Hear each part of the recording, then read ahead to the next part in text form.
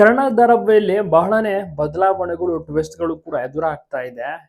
ಕರ್ಣ ಮತ್ತೆ ನಿಧಿಯನ್ನ ಹೇಗಾದ್ರೂ ಮಾಡಿ ದೂರ ಮಾಡಬೇಕು. ಅದರಲ್ಲೂ ನಿಧಿನ ಕಂಪ್ಲೀಟ್ ಆಗಿ ಅಂತ್ಯ ಮಾಡಬೇಕು ಅಂತ ರಮೇಶ್ ಒಂದಲ್ಲ ಒಂದು ಕೆಲಸಗಳನ್ನ ರೂಪಿಸ್ತಾ ಇರುವಂತದ್ದು, ಸಂಚನ ರೂಪಿಸ್ತಾ ಇರೋದು. ಬಟ್ ಅದು ಯಾವುದು ಕೂಡ ವರ್ಕ್ ಆಗ್ತಾ ಇಲ್ಲ.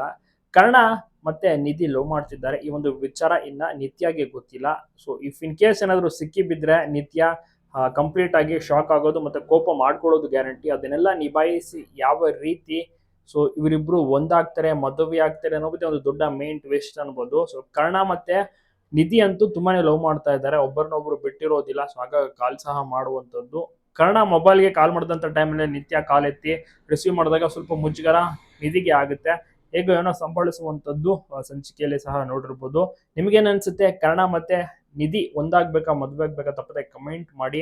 ನಿತ್ಯಾಗೆ ಎಲ್ಲಾ ಪಾಪ ಸತ್ಯ ಗೊತ್ತಿಲ್ಲ, ಆಕೆ ತುಂಬಾನೇ ಇನ್ನೋಸೆಂಟ್ ಅನ್ಬೋದು. ಕರ್ಣ ಮತ್ತೆ ನಿಧಿ ಮುಂಚೆನೂ ಕೂಡ ಲವ್ ಮಾಡ್ತಿದ್ರು.